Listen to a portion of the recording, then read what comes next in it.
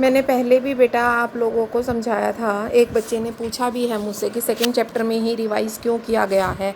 Second chapter में revise इस वजह से किया गया है क्योंकि एक्चुअल और बजटेड जो दोनों यूनिट्स हैं उनमें डिफरेंस है, वो 10 हैं और वो 8 हैं। जब बजट ही आप 8 का बना रहे हो तो उसका हम चेक कैसे कर पाएंगे कि वो एक्चुअल में ठीक है या नहीं है। तो इसीलिए पहले बजटेड को 10 के अकॉर्डिंग लेकर आओ, उसके बाद ही तो हम वेरिएशन चेक कर पाएंगे कि कितना दोनों में डिफरेंस है। ठीक है, अब चलते हैं हम अपनी इलस्ट्रेशन थर्ड पर। इलस्ट्रेशन थर्ड में the budgeted actual sales of concern manufacturing and marketing a single products are furnished below. दिया हुआ है आपको, बजटेड सेल दी हुई है, बजटेड सेल के पर यूनिट भी दिए हुए हैं, एक्चुअल सेल भी है, एक्चुअल के पर यूनिट भी आपको दिए हुए हैं।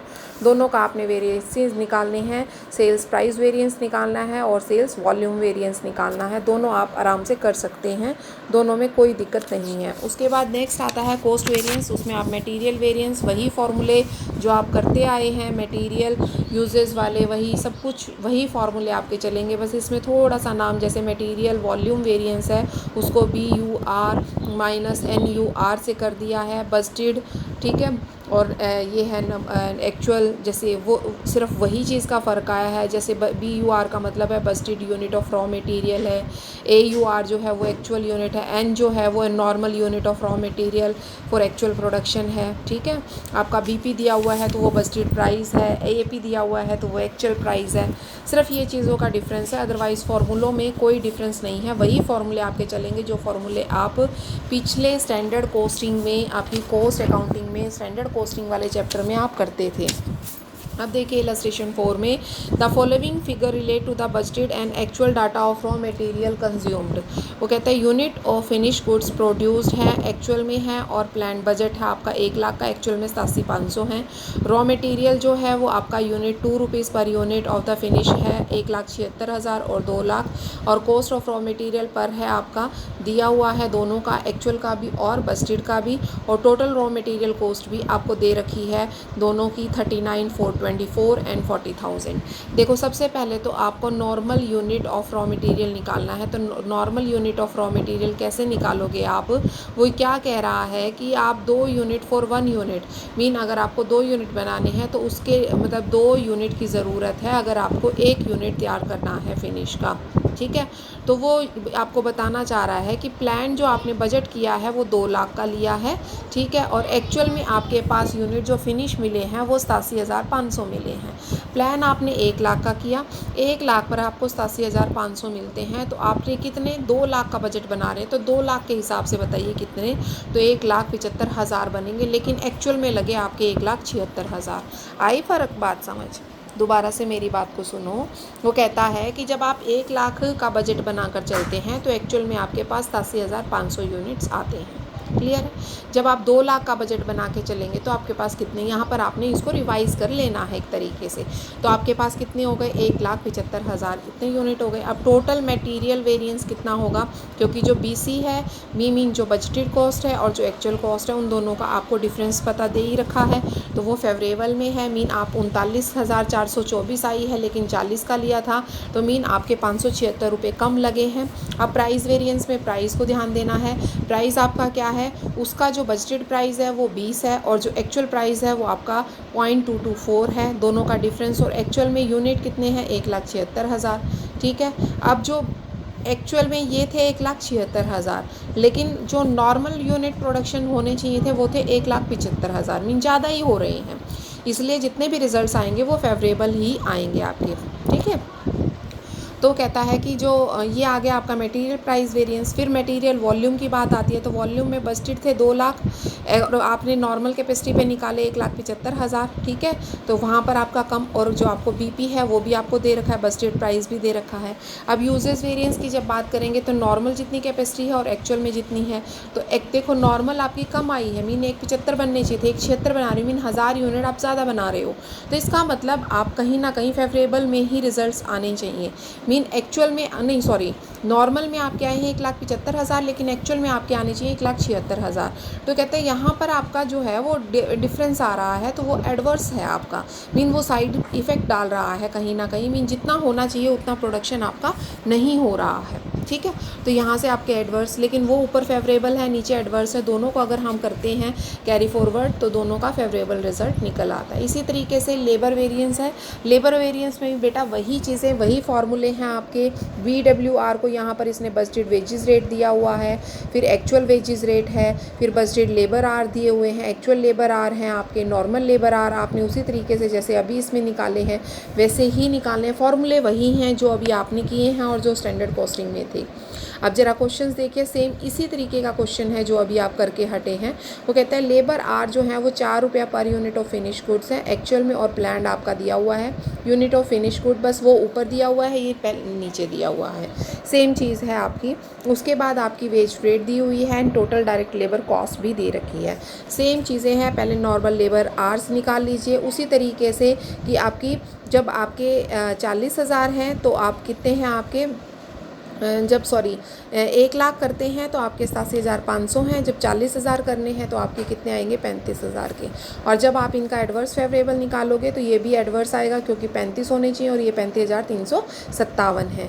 तो ये आपका लेबर एफिशिएंसी जो वेरिएंस निकालोगे वो एडवर्स में आएगा और बाकी सारा क्वेश्चन फेवरेबल में चलेगा, क्योंकि बाकी सब कुछ जो है वो आपकी बजटेड जो है वो ज़्यादा लेकर चल रहे हैं और एक्चुअल में आपका कम हो रहा है। उसके बाद नेक्स्ट जो आपका क्वेश्चन आता है बेटा वो आता है 6th illustration। In a factory the budget of the actual figure of the cost of material and direct labour incurred in the production during the months of January are as under. Actual में दी हुई है, budgeted दी हुई है, unit of finish goods है, unit of material use है, cost of material per unit है, टोटल कॉस्ट ऑफ मटेरियल है, लेबर आर है, वेजेस रेट पर आर है, टोटल लेबर कॉस्ट है। इन सारी चीज़ें आपको दे रखी हैं क्वेश्चन में, कहीं कुछ भी निकालने की ज़रूरत नहीं है आपको क्वेश्चन में। जैसे अब टोटल मटेरियल का अगर निकालना है तो देखो सारी चीज़ें, बीपी आपको दे रखा है बजटेड प्राइस 50 पैसे, एक्चुअल प्राइस 52 पैसे दे रखा है, एक्चुअल जो आपकी यूआर है वो 1,82,000 है, ठीक है, एक्चुअल में मटेरियल जितना यूज़ हुआ है आपका। फिर उसके बाद जो बजटेड में हुआ है वो 2 लाख का है।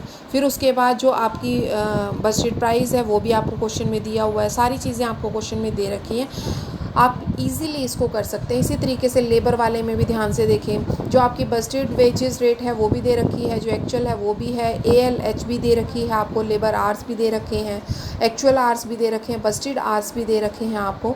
तो कहीं पर भी किसी भी क्वेश्चन में कोई भी डिफरेंस नहीं आएगा आपका। और जो नॉर्मली आपको निकालनी है, नॉर्मल रेट जो निकालना है वो भी आप निकाल सकते हैं इजीली। आपके पास सारी क्वेश्चन में है कि 1 लाख पर हैं आपके 90,000 तो 2 लाख पर कितने होंगे। इसी तरीके से आपके 90,000 पर हैं 1 लाख तो आपके 50,000 पर कितने होंगे। तो आप दोनों क्वेश्चंस में आराम से, लेबर वाले में भी और इसमें भी, दोनों में आप आराम से क्वेश्चन को कर सकते हैं। उसके बाद आपका नेक्स्ट आता है कि ओवरहेड वेरिएंस। ओवरहेड वेरिएंस में जो आपने करना है, ओवरहेड वेरिएंस में भी आपके फॉर्मूले उसी तरीके से चलेंगे जिस तरीके से आपके वो हैं क्वेश्चंस हैं, तो उस तरीके से ही आपके फॉर्मूले चलेंगे। जैसे कि आपके ओवरहेड जो बजट वेरिएंस है वो बजटेड ओवरहेड है और एक्चुअल ओवरहेड है। आइडल टाइम वेरिएंस जो है वो एक्चुअल लेबर आवर्स है और जो आपकी बजटेड लेबर आवर्स है। ओवरहेड एफिशिएंसी वेरिएंस जो है वो आपका SLH और ALH है, ठीक है। तो ALH एक्चुअल लेबर आवर्स और जो बजटेड लेबर आवर्स है या जो आपका स्टैंडर्ड लेबर आवर्स है या ओवरहेड रेट्स पर आर है, तो वो सारे आपके उसी तरीके से निकलेंगे जो आपके फार्मूले चलते आए हैं। शायद ओवरहेड मैंने आप लोगों को नहीं करवाया था, लेकिन मैं यहाँ आपको करवा देती हूँ थोड़ा सा। वो कहता है ओवरहेड बजटेड वेरिएंस जो होता है वो होता है जो टोटल फिक्स ओवरहेड होते हैं, अगर हम उसमें क्या कर देते हैं, वेरिएबल ओवरहेड को एक्चुअल लेबर और से मल्टीप्लाई करके वो ऐड कर दे और उसमें से एक्चुअल ओवरहेड को अगर हम माइनस कर देते हैं तो वो आपका क्या आ जाता है, ओवरहेड बजटेड वेरिएंस आ जाता है। आइडल टाइम भी इसी तरीके से आपको निकालना है। आइडल टाइम में भी आपका SLH जो स्टैंडर्ड लेबर आर है उसको आपने ओवरहेड रेट से मल्टीप्लाई करना है और उसमें से फिर आपने माइनस करना है जो आपका फिक्स्ड मीन जो आपकी फिक्स्ड में जो कॉस्ट होती है, मीन फिक्स में जो टोटल फिक्स्ड ओवरहेड होते हैं वो एज इट इज़ लेने हैं। उसके अलावा वेरिएबल्स जो आप लेते हैं वो एज इट इज़ और उनको माइनस कर देना है आपने, ठीक है। इसी तरीके से जो ओवरहेड एफिशिएंसी है उसमें भी आपके वही मीन कहने का फॉर्मूले सिर्फ याद करने हैं आपको यहाँ पर, और फॉर्मूलों के बाद आपको यहाँ क्वेश्चन में सब कुछ अलग से क्लियर कट दिख जाएगा। जैसे कि total followings the following particulars were taken from the budgeted control, जो आपकी इलस्ट्रेशन 7 है उसमें देखो डायरेक्ट लेबर आपको hours, actual budgeted, overhead rate per standard hour दे रखे हैं, स्टैंडर्ड आर्स दे रखे हैं, एक्चुअल ओवरहेड दे रखे हैं। फिर नीचे देखो ध्यान से आपको क्या दे रखा है, कंपोजिशन दे रखा है, वेरिएबल्स बस्टेड का, जो बस्टेड ओवरहेड है, जो बस्टेड आर्स हैं और जो बस्टेड रेट हैं। क्वेश्चन में कुछ भी ऐसा नहीं है जो नहीं दे रखा। देखो फिक्स दे रखे हैं आपको कितने के, 10,000 के। वेरिएबल ओवरहेड आपके 25 पैसे के हैं और ALH आपको दिया हुआ है, मीन एक्चुअल लेबर आवर्स आपको दे रखे हैं 35,357 के दे रखे हैं ना, देखो ठीक है। उसके बाद जो एक्चुअल ओवरहेड हैं वो भी आपको दे रखे हैं 19,000 के, ठीक है। यहाँ से हो गया क्वेश्चन ओवरहेड बस्टेड। आइडल में भी देखो SLH होती है, जो SLH वो आपको दे रखी है स्टैंडर्ड लेबर आर, OR जो आपको ओवरहेड रेट दे रखा है, फिक्स भी दे रखे हैं, VH भी दे रखी है जो आपकी ऊपर वाली है वही चलेगी, और SLH भी वही चलेगी जो आपकी ऊपर है, ठीक है। इसी तरीके से तीसरा फॉर्मूला ओवरहेड एफिशिएंसी, एफिशिएंसी में भी F भी है आपके पास, VH भी है, SLH जो आपने ऊपर निकाले हैं वो सारी चीज़ें आपकी यहाँ दोबारा से रिपीट होंगी। अब तीनों ओवरहेड वेरिएंसेस को आपने ऐड कर देना है, एडवर्स फेवरेबल जो भी है उसका रिजल्ट आपने निकाल देना है। उसके बाद इलस्ट्रेशन जो आपकी 8th आती है, 8th इलस्ट्रेशन में भी बेटा इसी तरीके से बजटेड जो है कैपेसिटी दे रखी है, फिक्स्ड फैक्ट्री ओवरहेड है आपके पास, वेरिएबल फैक्ट्री ओवरहेड है, मशीन आर है, ये तीनों चीज़ें, और एक्चुअल में भी यही तीनों चीज़ें, total factory overhead, machine hours और स्टैंडर्ड मशीन आवर्स आपके पास दे रखे हैं। तो कॉस्ट ऑफ आपने आइडल कैपेसिटी करना है, आइडल टाइम वेरिएंस में वही SLH करना है, और OR जो फार्मूला ऊपर किया था एफिशिएंसी वेरिएंस का और जो आइडल टाइम वेरिएंस का, वही फार्मूला यहाँ अप्लाई करना है, कुछ भी आपने इसमें चेंज नहीं करना, सब कुछ वैसे ही दे रखा है। अब जो इसमें सबसे लास्ट टॉपिक आपका आता है ग्रॉस प्रॉफिट वेरिएंस।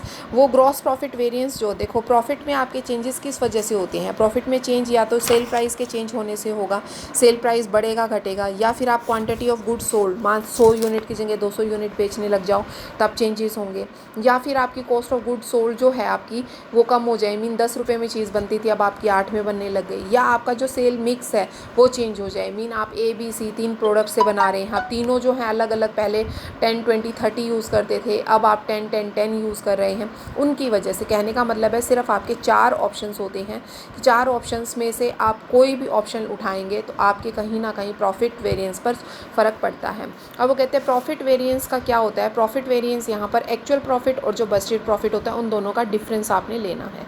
तो सबसे पहले तो सेल्स वॉल्यूम वेरिएंस क्या होता है, एक्चुअल में जितने यूनिट होते हैं और बजटेड यूनिट होते हैं अगर उनको बजटेड प्राइस से कर दिया जाए, सेल प्राइस में भी एक्चुअल प्राइस को बजटेड माइनस कर दिया जाए, बजटेड प्राइस से और एक्चुअल यूनिट से उसको मल्टीप्लाई कर दिया जाए। कॉस्ट वॉल्यूम वेरिएंस में भी आपका बजटेड यूनिट और माइनस एक्चुअल यूनिट और BCP कर दिया जाएगा।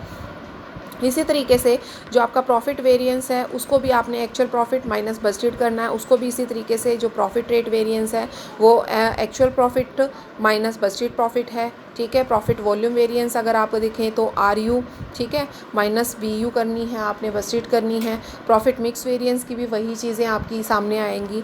तो कहने का मतलब है वही सारी चीज़ें रिपीट हो रही हैं। अब देखना है जैसे इलस्ट्रेशन 9 में आपको क्या दे रखा है कि the summary of the statement of the profit and loss आपको दे रखी है, sale, actual budgeted, sale price per unit आपको दिए हुए हैं, टोटल सेल दी हुई है, उसके बाद कॉस्ट ऑफ सेल दिया हुआ है, cost of sale per unit दिया हुआ है एंड ग्रॉस प्रॉफिट दिया हुआ है, ठीक है। अब देखो ग्रॉस प्रॉफिट वेरिएंस में सबसे पहले तो ग्रॉस प्रॉफिट से ही डिफरेंस देखो आपका आ जाता है 8860 का, क्योंकि आपकी 5988 है जो बजटेड है और जो एक्चुअल में है वो 50,940 है, तो इन दोनों का जो डिफरेंस है वो एडवर्स आ जाता है। अब आपने अकाउंटिंग जो आपकी अकाउंटेड वैल्यूज़ है, मीन सेल्स प्राइस वेरिएंस है उसका फॉर्मूला लगाना है, सेल्स वॉल्यूम वेरिएंस का लगाना है, कॉस्ट वॉल्यूम का निकालना है, कॉस्ट प्राइस वेरिएंस का।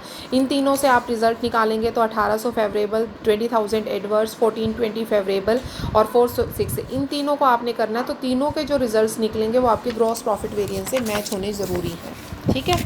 उसके बाद आपका नेक्स्ट आ जाता है बेटा 11th इलस्ट्रेशन।